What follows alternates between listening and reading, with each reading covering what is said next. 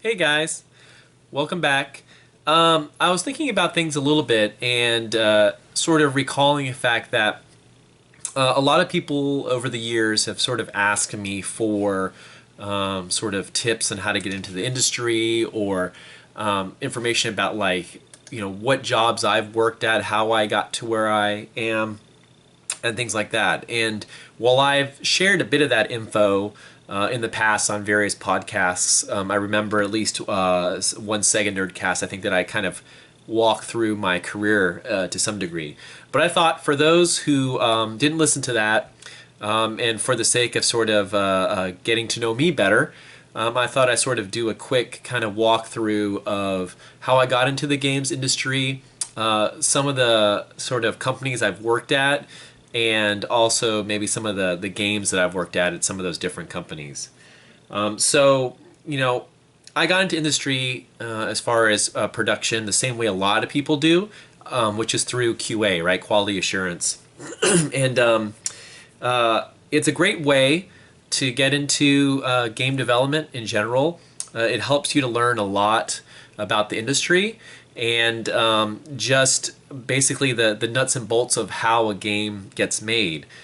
Because it's a very elaborate process and there's a lot of steps and a lot of people involved in making a game. Basically, any sort of entertainment medium, movies, music, everything. There's lots of people involved, and a lot of those people are in the background and don't even get noticed, or people aren't even aware of them. But they all play a very crucial role in getting that idea and concept into a packaged product or digital product that you can enjoy at home. So I got my start back when I was going to college. There was a branch studio of this bigger company called Sierra, which isn't around anymore. Well, they're sort of coming back. They have a new King's Quest coming out. The Sierra brand is kind of back. But back then, Sierra was responsible for a lot of the graphic adventures that you had on the PC. Very similar to some of the older Lucas art stuff like Maniac Mansion and things like that. But they did King's Quest and Police Quest and Colonel's Bequest and all of the sort of graphic adventure kind of experiences that were very popular, especially King's Quest. Roberta Williams took that series and was very, very popular in the PC days. I know I played a lot of them. So I worked for a studio that was owned by Sierra called Dynamics. And Dynamics originally started back in 1984. And I kind of joined them, I think in 95 or 96. So they had been around a decade or so, pretty established. They had done the Red Baron games, and they weren't doing any console development. Most people weren't doing console development at the time. It was very strictly PC. So I basically started in PC QA testing, right? I saw an ad in the newspaper for them. They needed people to test their games. And so I had a lot of experience with computers in general. Going through college, I was a computer science major. So computers were very familiar for me. I love playing games on computers. I played console games as well, but computers were very important in my life just from an everyday sort of aspect. So I came in, they made me take this like 8-page test about PCs and knowledge of kind of games in general and how things work on PCs. And with my experience, I was quickly able to go through it. I just turned it in like 15 minutes or something. So the hiring manager was really surprised. He kind of went through. He's like, "This is great. Can you start work tomorrow?" And I'm like, "Oh, yeah, I guess so." I wasn't expecting to start that quickly, and it was sort of a dream job at the time. Something that I could do on the side while I was going through college, and I didn't put too much future thought into it as far as like where will this career take me. I just knew that I love games. I love computers, and here was a chance to sort of be involved in both, get paid for it, and also have a bit of a flexible schedule that it didn't impact my schooling at the university at the time. So it was a win-win for me. So I jumped in and I went full bore into testing, and back then the test teams weren't as big as they sort of are now for some of the larger titles. We had a pretty manageable group size, and I started testing. My first game was called Rama. which was based off of the book. And it was a kind of sort of similar to Myst. It was sort of still backgrounds, but with digitized human actors overlaid on top of it. And that was a very interesting sort of direction that PC games were going, especially with Myst and games like that started taking either like a rendered background approach and using digitized characters. And it was sort of how people were selling CD-ROMs at the time, right? People didn't understand why they needed a CD player, and CD games were a way to sort of justify that. So we were certainly on that bandwagon. And so Rama was my first game. I did a couple other games there called, one was called Hunter Hunted, which is pretty cool. And, during that time, I had a lot of opportunities to help out the development teams. I did a little bit of puzzle design work. I really wanted to see what different people in different aspects of the team worked on. Because I was really new to the industry, I really didn't have an understanding of how games were being made. So I took that opportunity to really absorb as much as I could and interacted with a lot of people, mostly the engineers, the programmers, because they really drove the show in a lot of ways. And, tried to take on more and more responsibility. But there was always this sort of in the background, this aspect that that Dynamics was going to kind of get shut down by Sierra at some point. And, again, this was probably like 96, 95.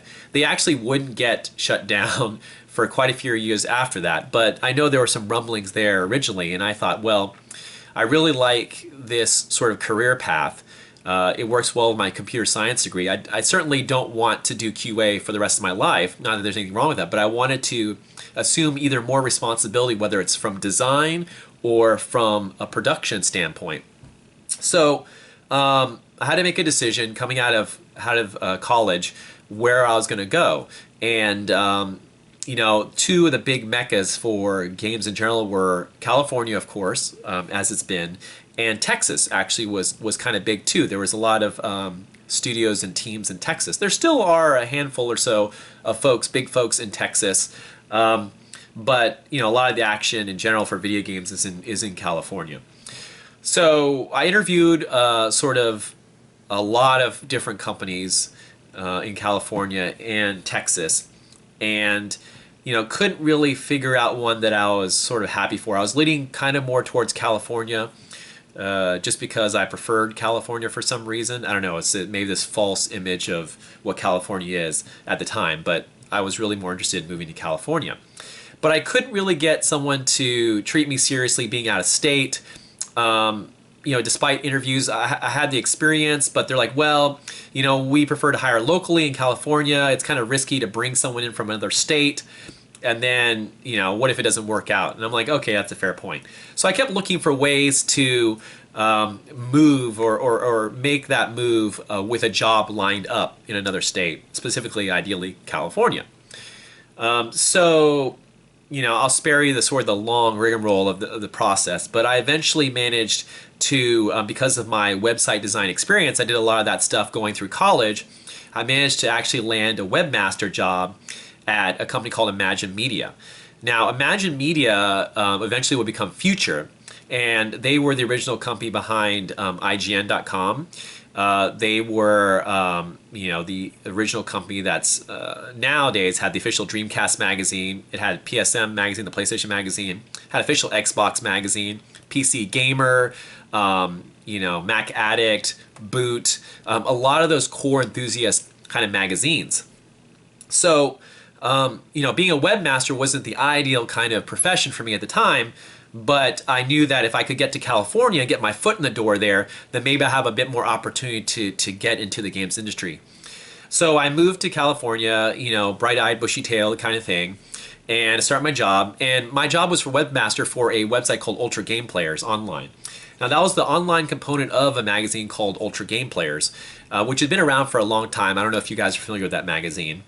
But I got to know the folks there and the staff on the website, and I started writing for them, a little bit of freelance writing, just to get my feet wet, to see if they liked it or not.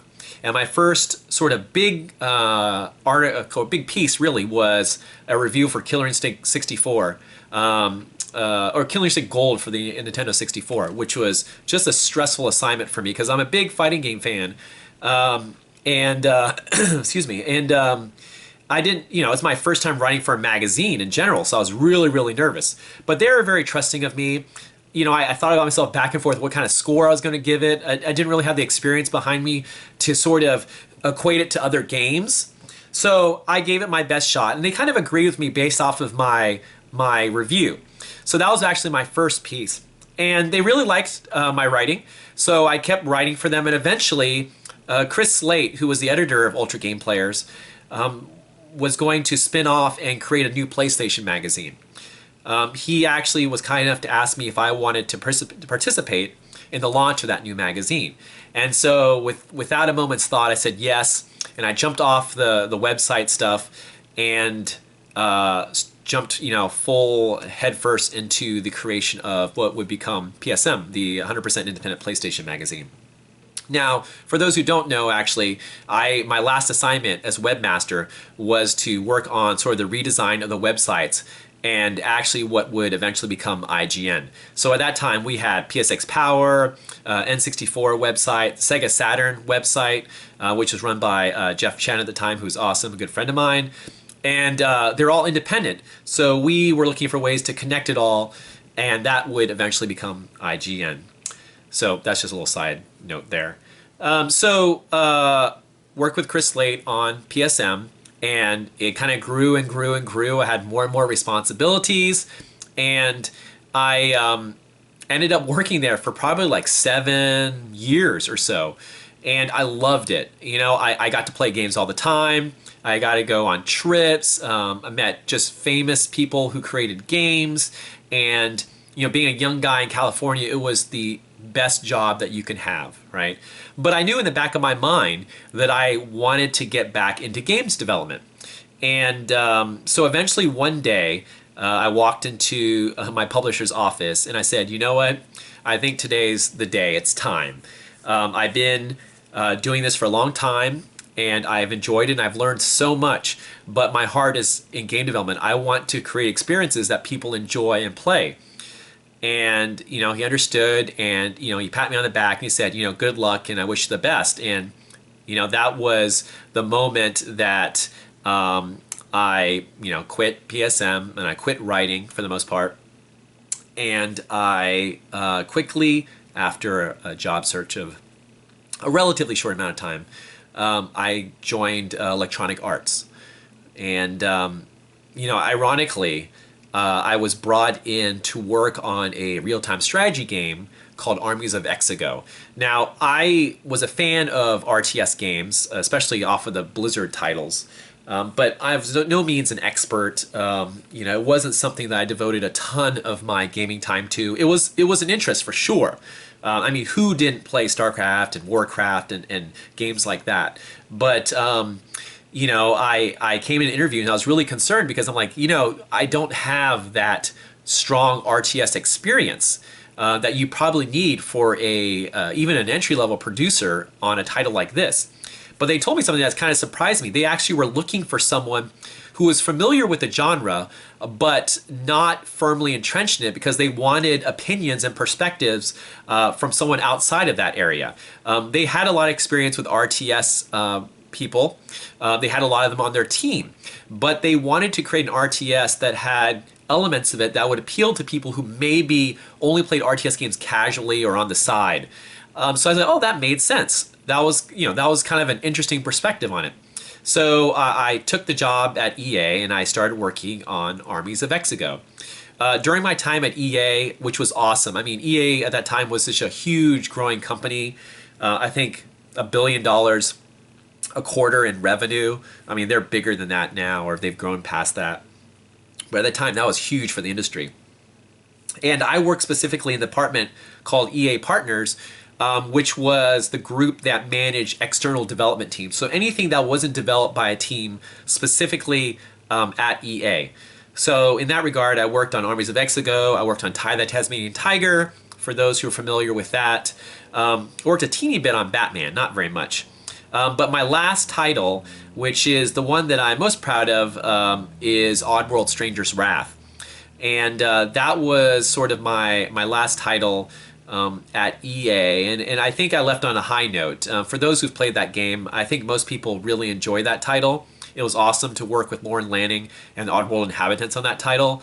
I wish at the time we could had put it on more platforms aside from the original Xbox, but at least it was out there. The critics really enjoyed it, and now actually Just Add Water have sort of gone full bore and ported that game with HD graphics to the Vita and all the different platforms, PS3. So that's great. So now a whole new audience is getting access to that game. So if you haven't tried Oddworld Stranger's Wrath, definitely check it out. Let me know what you think. It's definitely one of my favorite games that I've worked on in my career. So moving on from EA, I had the opportunity, being a big comic book fan too, so I was a big superhero fan. A couple people from EA had gone over to form a studio at Activision that was focused on superhero games. And at the time they were working on an X-Men game, but I was brought in specifically because of my comic book experience and all my years at EA to work on what would eventually become the Wolverine game. So it was a Wolverine game that was going to launch simultaneously with the X-Men Origins Wolverine movie, and this was like years out, probably like 3 years out. We were working on technology for the Xbox 360 and the PS3, so those consoles hadn't even come out yet, and we were very early in development for that. So that was a really exciting time. I got to work from the ground level. At that time we had just a lead producer, me, one head designer, and then I brought in a combat designer. So it was me as another producer. So it was a really small team, like 5 people. And, I got to really get my feet wet again in all aspects of game development, including design. I was really interested in game design. And with, just the sheer number of games that I had played during my time at PlayStation Magazine and working at Imagine/Future, I had a lot of wealth of knowledge to pull from. And so I was a great sounding board for ideas and sort of aspects of the game design in order to make it A, competitive, and also B, to make an experience that people like me would want to play as an action game, right? And also being a superhero fan. So that was really, really cool, just time in my career, learning so much, working on a big sort of budget, AAA superhero game for Activision, who was definitely also on their way up and trying to catch up to EA at the time. So, I spent probably about a year and a half, 2 years working at Activision on Wolverine. Unfortunately, some aspects happened, some weird situations occurred, and the game eventually kind of got closed at our studio and then handed over to Raven Software. So all of our stuff kind of got moved over to them. They had wanted to work on Wolverine for a long time. They had proven themselves with X-Men Legends, and the other experiences. So they had a huge pedigree. We were an up-and-coming studio, and from Activision's perspective, it made sense to give them the Wolverine property and let them take it the rest of the way to the end. So that was a little bit bittersweet, but it was still a great time for me to be able to work on a game like that on a scale that large and just be there as employee like number 3 or 4 in that group.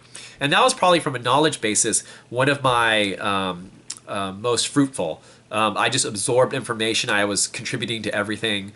But at that point, there was a lot of questions about that studio again. And I knew some folks who I had worked with in the past who were at Sega. And of course, me growing up all through the early stages of consoles and playing games all the time, I was a huge fan of Sega. The whole Sega Nintendo rivalry was, legendary to me. And, I thought, wow, this is an opportunity to work with a company that has developed and created such a large number of games that I've loved since my youth. So, I went in there and they had an opening for an associate producer, and I couldn't say yes fast enough. And, from then on, I've worked on a myriad of titles at Sega. I've worked on obviously the Marvel stuff, which based on my experience of working on Wolverine, I came over and worked on Thor and Iron Man games and things like that. I also worked on another RTS, ironically, with the same producer I worked on at EA with Armies of Exego. However, the RTS at Sega was with Petroglyph, and it was called Universe at War. I worked on Shinobi for 3DS. Obviously, I worked on some Sonic titles like Sonic Boom, and just a variety of things. Actually, my first title at Sega was the Sega Genesis collection for the PSP and the PS2. And that was a great opportunity because we had a lot of fun just working out what games to put on that collection, what sort of bonus information and content we can include on that. And it was sort of a love letter, really, to Sega fans. All those people who had followed Sega all those years and wanted to play those titles again. Here was a compilation of a ton of the best Genesis games, along with a lot of factoids and trivia behind them. So that was just a joy to work on at the very beginning. It was actually my first project at Sega before moving on to bigger and bigger things, starting at handheld and then going to consoles and such. That's sort of where I ended up. I mean, I was at Sega for almost 9 years, which is pretty long for the industry. There's people at Sega who've worked there for 20, 24 years, which is amazing. I enjoyed my time at Sega. I learned a lot there as well and had the opportunity to participate in a bunch of different projects, even stuff outside of games. So, like, speaking of Sonic Boom, interacting with the animation team and contributing to that, and the merchandising, and just being sort of a key stakeholder in all of that stuff was very interesting and very rewarding. In a nutshell, that's basically where my career has gone. I've left out a lot of stuff. It's been like 15 years or so that I've been working in games, but those are sort of the high points. Let me know if you have questions about any of that stuff, or you want to know more information about any aspect of where I've worked. I plan to in the future also make some videos about different disciplines in the video games industry and how people might get their start in there. So I talked about QA a little bit, but I'm going to go about talking about QA a little bit more later on, as well as other paths such as marketing and PR or production, things like that. There's obviously many, many, many different positions and many, many different job opportunities that are related to game development. And, I want to make sure that people understand how the industry works and how your chances are at sort of getting your foot in the door so that you can try to get a job in industry. So I think that's it for today. Again, thanks for listening. That's probably a long video, but hopefully it's interesting to you guys. And in the comments, definitely ask questions if you want more details about any of that stuff. I'm more than happy to share. But I'm here to help you guys out. And as long as you guys are interested, I'll try to keep making these videos. So thank you so much for listening, and take care. I'll talk to you later. Bye.